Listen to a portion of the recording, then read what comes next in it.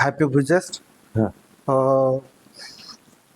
मी अगोदर life search bioscience private लिमिटेडमध्ये होतो. जवळपास 3 वर्ष लाईफ सर्च बायोसायन्सला होतो. ती एक PCD कंपनी होती, म्हणजे MNC मुंबई बेस्ड कंपनी होती, आबान्स ग्रुपची. तिथं सचिन गोविंदपूरकर म्हणून मॅनेजर होते.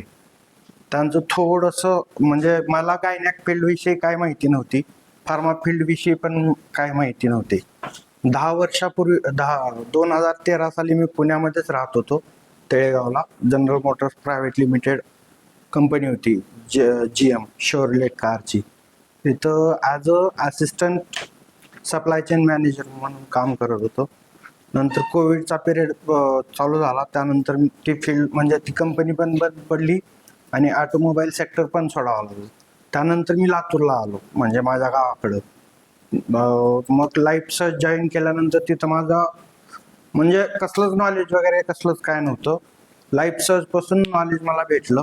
आणि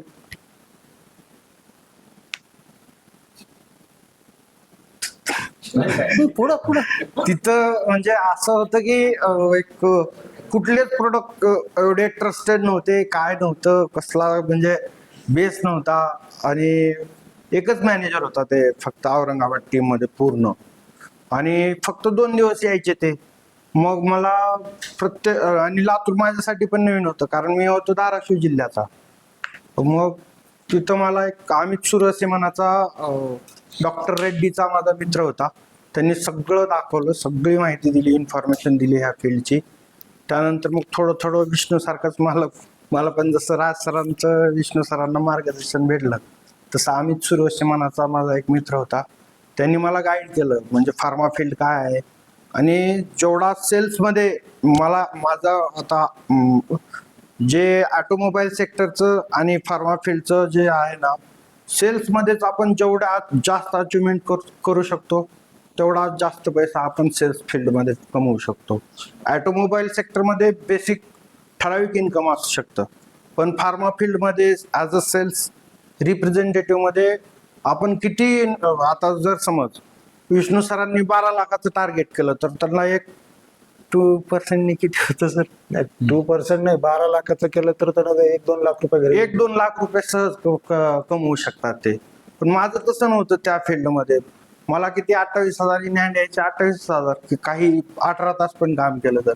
हा एक म्हणजे माझ्या डोक्यामध्ये कन्सेप्ट बसला. त्याच्यानंतर मी लाईफ सर्च मध्ये स्ट्रगल केलं. मग तिथं 3 वर्ष जवळपास कंटिन्यू केलं. नंतर थोडंसं ते आबान्स ग्रुपचं थोडं डिस्टर्ब झाल्यामुळं ॲल्युमिनिया लाईफ सायन्सेस जॉईन केली. ॲल्युमिनिया लाईफ सायन्सेसमध्ये 1 वर्ष केलं. ते अहमदाबादची कंपनी होती. नंतर तिथं 1 वर्ष कंप्लीट केला. नंतर तिथं एक इन्सिडेंट झाला, ॲक्सिडेंट वगैरे झाला, त्यामुळं मला घरी बसावं लागलं 2-3 महिने. कारण तिथलं कसलीच क्लेम फॅसिलिटी, हॉस्पिटलायझेशन फॅसिलिटी वगैरे नव्हती. त्यामुळे मला तो जॉब सोडून द्यावा लागला.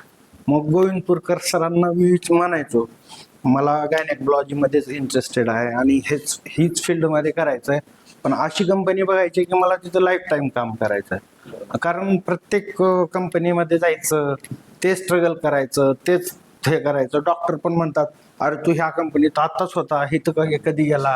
हो, त्यामुळं मी मग सचिन गोविंदपूरकर सरांना बोललो. त्याच्यानंतर सरांनी मला एक चान्स दिला, ते आज आहे इथं. आणि सगळ्यात भारी म्हणजे मार्गदर्शन म्हणजे सोनटके सरांचं. सोनटके सर कुठल्या डॉक्टरला कसा बॉम्ब फोडतील काही नाही सांगता येत, आणि ते डॉक्टर लगेच हो चल ठीक आहे. माझे जिथं रिलेशन आहेत ते डॉक्टर अजून म्हणतात मला पुढच्या महिन्यात 15 दिवसांनी ये. एक मोठा लिडिंग गायनेकॉलॉजिस्ट डॉक्टर आहे, सरांना पण घेऊन गेलोय, तो आम्हाला अजून पण खेळवतोय. पण सोनटके सरांचे 1-2 डॉक्टर असे पकडले त्यांनी की तो एक 30,000चा माझा बेसिस बनून गेला. आज मी 70,000 मध्ये आहे. हो, आणि सगळं म्हणजे 30% बेनिफिट्स, 50% बेनिफिट सरांचा आहे, 50% ह्या सरांचा. फक्त मी सरांची स्ट्रॅटेजी फॉलो करतो. Thank you sir.